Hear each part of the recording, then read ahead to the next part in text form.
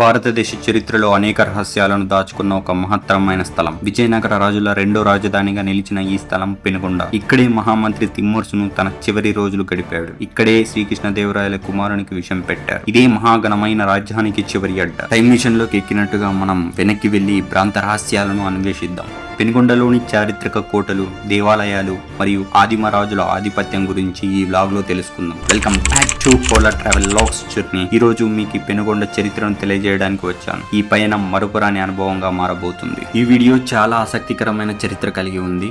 ఎవరు చెప్పని విశేషాలు ఇందులో ఉన్నాయి, కాబట్టి ఈ వీడియోని మిస్ అవ్వకండి, పూర్తిగా చూడండి. మనం మొట్టమొదటగా చూడబోయేది అతి పురాతనమైన ఆంజనేయ స్వామి ఆలయం. ఈ ఆలయం 2 బురుజుల కోటను కలిగి ఉంది. ఇప్పటికీ చెక్కు చెదరకుండా ఉంది. శ్రీకృష్ణదేవరాయల విజయనగర సామ్రాజ్యానికి రాజుగా ఉన్నప్పుడు పెనుగొండకు వచ్చిన ప్రతిసారి ఆంజనేయ స్వామిని దర్శించుకొని తన కోటకు వెళ్లేవారు. అలాగే ఈ యుద్ధం మొదలు పెట్టినా కూడా మొదటిగా ఆంజనేయ స్వామిని దర్శించుకొని అక్కడ యుద్ధ కత్తులకు, ఆయుధాలకు పూజ జరిపించేవారు. యుద్ధం విజయవంతంగా జరిగి ఎన్నో యుద్ధాలను గెలిచారు. ఆంజనేయ స్వామి విగ్రహం 14 అడుగుల ఎత్తులో మనకు దర్శనమిస్తారు. ఇప్పటికీ నిత్య పూజలతో విరాజిల్లుతూ భక్తుల కోరికలు నెరవేరుస్తాడు. చాలా శక్తివంతమైన ఆంజనేయ స్వామి విగ్రహం. ఇంకా విగ్రహానికి చాలా రహస్యాలు ఉన్నాయి. మనం దేవుణ్ణి దర్శించుకునేటప్పుడు తోక భాగాన్ని చూస్తూ దర్శించుకోవాలి. ఇంకా స్వామి కాలి కింద వైపు చూస్తూ దర్శించుకోవాలి. ఇలా చేయాలని ఇక్కడున్న పూజారి నాకు చెప్పాడు. శ్రీకృష్ణదేవరాయలు అంటే మనకు మొదటిగా గుర్తు వచ్చేది హంపి రాజధాని. కానీ చాలా మందికి తెలియని రెండో రాజధాని ఈ పెనుగొండ. మీరు చూస్తున్న భవనం పేరు గగన్ మహల్. ఈ మహల్ పెనుగొండ కోటలో భాగంగా శ్రీకృష్ణదేవరాయల కాలంలో నిర్మించారు. ఈ మహల్ ఇస్లామిక్ మరియు ద్రావిడ శైలిలో విధానంలో కట్టారు. మహల్ ముందు భాగంలో 3 భారీ గోపురాలు, ద్వారాలు మరియు అందమైన ఆర్చీలు ఉన్నాయి. ఇలాంటి భవన కట్టడం మనకు ఢిల్లీలో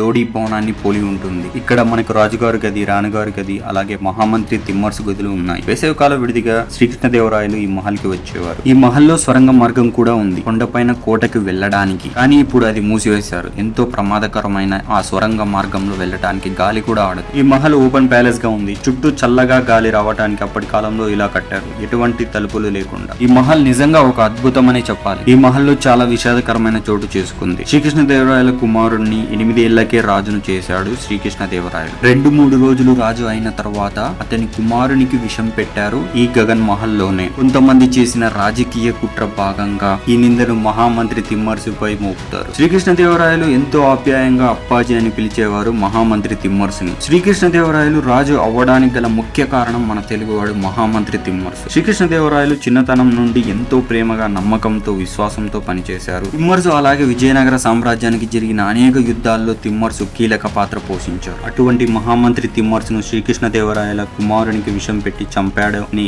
నెపంతో, అలాగే కొంతమంది రాజ్యంలో రాజకీయ కుట్ర చేసి ఆ నిందను తిమ్మర్సుపై వేస్తారు. ఏమీ ఆలోచించుకోకుండా శ్రీకృష్ణదేవరాయలు కొడుకు చనిపోయిన బాధలో సింహాసనం కోసం తిమ్మర్సు తన కొడుకును చంపి ఉంటాడని గట్టిగా నమ్మి తిమ్మర్సును బంధిస్తాడు. బందికానాలో బంధించడమే కాకుండా తన 2 కళ్ళను పీకించేస్తాడు శ్రీకృష్ణదేవరాయలు. మహామంత్రి తిమ్మర్సు ఎంతో బాధతో, ఆకలితో ఏడుతూ ఎన్నో రోజులుగా బందికానాలో నరకయాతనకు గురి అవుతాడు. కొన్ని రోజుల తర్వాత కుట్ర చేసింది వేరే రాజ్యంలో రాజు అని తెలుసుకొని శ్రీకృష్ణదేవరాయలు తిమ్మర్సు కాళ్ల పైన పడి ఎంతో దుఃఖిస్తాడు. తనని క్షమించమని తండ్రి సమానులైన అప్పాజీ అని పిలిచే తిమ్మర్సు శ్రీకృష్ణదేవరాయలు చేసిన తప్పును క్షమించలేడు. బందికాన నుండి విముక్తైన తిమ్మర్సు ఏమైనాడు, అసలు ఏం జరిగింది అని మీకు పార్ట్ 2 వీడియోలో చెప్పబోతున్నాను. Don't miss part 2 video.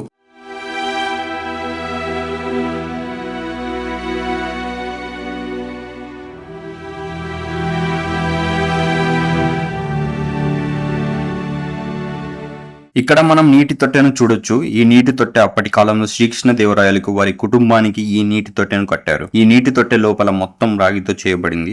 దానివల్ల నీరు ఎంతో స్వచ్ఛంగా, మలినాలు లేకుండా ఉంటాయి. ఈ నీరు త్రాగడానికి చాలా బాగుంటుంది. అలాగే మనం ముందుకు వెళ్తే ఉయ్యాల గోపురం, ఇంకా గాలి గోపురం అని పిలువబడే గోపురాన్ని, దాని అద్భుతమైన కట్టడం మనం చూడవచ్చు. ఈ గోపురం విజయనగర రాజుల కాలంలో నిర్మించబడిన ఒక గొప్ప కట్టడం. కానీ అదృష్టం క్రూరంగా వ్యవహరించింది. ఈ నిర్మాణం పూర్తి కాకముందే ఇది ఇలా అసంపూర్ణంగా మిగిలిపోయింది.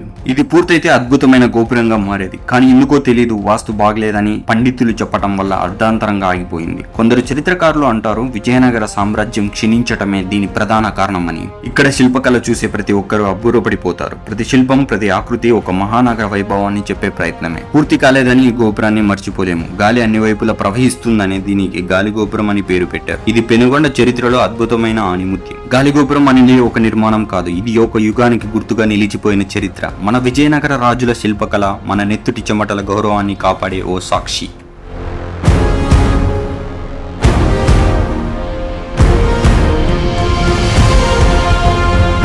ఏంటి నందీశ్వరుని విగ్రహం అనుకున్నారా? కానే కాదు, దీన్ని బసవన బావి అంటారు. బావిలో వెళ్ళటానికి నంది కడుపులో నుండి వెళ్ళాలి. ఇలాంటి బావి ఎక్కడా ఉండదు నాకు తెలిసి. ఇది కూడా ఒక అద్భుతమని చెప్పాలి. అతి పురాతనమైన వాటిలో ఈ బసవన్న బావి ఒకటి. ఈ బావి లోపల లక్ష్మీదేవి విగ్రహం, వినాయకుని విగ్రహం, ఇంకా నటరాజుని విగ్రహం కూడా చెక్కబడ్డాయి.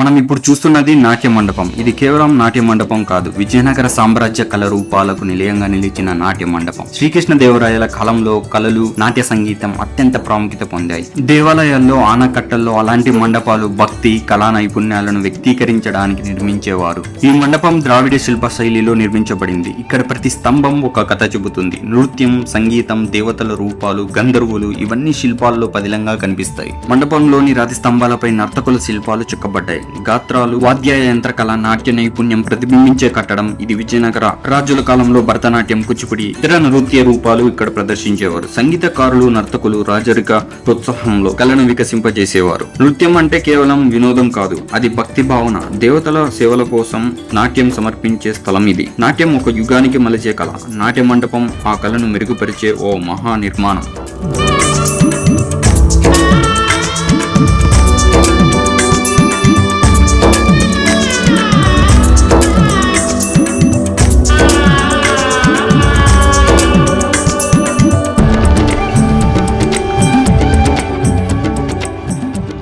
మనం చూస్తున్నది ఇది కేవలం కొలను కాదు, విజయనగర సామ్రాజ్యపు నీటి నిర్వహణ వ్యూహానికి అద్భుతమైన సాక్ష్యం పాల్కేరు కొలను. విజయనగర కాలంలో నీటి నిర్వహణకు భద్రతగా అధిక ప్రాముఖ్యత ఇచ్చారు. పాల్కేరు కొలను కోట పరిసరాల ప్రాంతాలకు తాగునీరు, వ్యవసాయానికి నీటిని అందించేందుకు నిర్మించబడింది. ఇది గాలిగోపురం, నాట్య మండపం, కోట గోడల సమీపంలో ఉన్నందున కోట రక్షణలో కూడా కీలకమైన పాత్ర పోషించింది. కాలంతో ఈ కొలను ప్రాముఖ్యత తగ్గిపోయినా ఇది విజయనగర సామ్రాజ్యపు నీటి భద్రతను, ఆలోచన విధానాన్ని ప్రతిబింబించే చారిత్రక కట్టడం.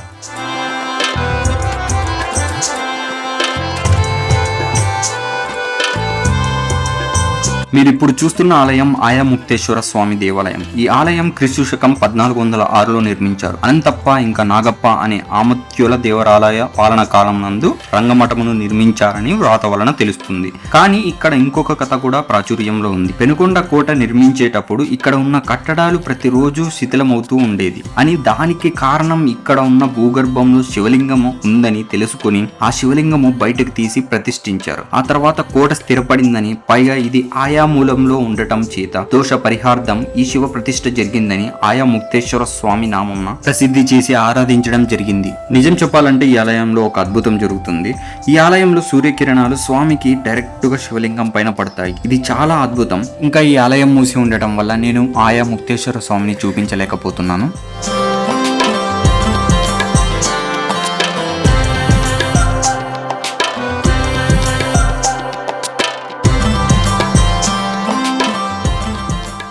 మనం ఇప్పుడు చూడబోయే ప్రదేశం పేరు భోగసముద్రం. విజయనగర రాజుల కాలంలో 13వ శతాబ్దంలో ఈ భోగసముద్రపు చెరువును 39 ఎకరాల్లో నిర్మించారు. ఈ భోగసముద్రానికి పడమర వైపున సహజ సిద్ధంగా ఏర్పడిన శివలింగాల గుండ్లు పూర్తిగా మునిగితే చెరువు సగ భాగం నిండినట్లు ఆనవాలు. ఇక్కడ ఉన్న శివలింగాన్ని వ్యాస రాయలు ప్రతిష్ఠించినట్లు చరిత్ర చెబుతుంది. చెరువులో సగభాగం నీరు చేరుకోగానే తోటగిరి అనే వీధిలో చిట్లం బుగ్గలో నీరు బయటకు వస్తుంది. ఇవి అప్పటి విజయనగర రాజుల అత్యద్భుత నిర్మాణ నైపుణ్యానికి నిదర్శనం. చెరువులో నీరు ఇంకిపోయినప్పుడు శివలింగాన్ని అభిషేకించడానికి వీలుగా మధ్యలో ఒక బావిని కూడా నిర్మించారు. కరువు సంభవించిన కాలంలో కూడా భోగసముద్రం చెరువు ఈ బావి రూపంలో నుండి ప్రజల నీటి అవసరాన్ని తీర్చేది. మీకు ఈ వీడియో నచ్చినట్లయితే లైక్, షేర్, సబ్స్క్రైబ్ చేయండి. అలాగే don't miss part 2 video. Bye, మళ్ళీ కలుద్దాం. సైనింగ్ ఆఫ్, సూర్య.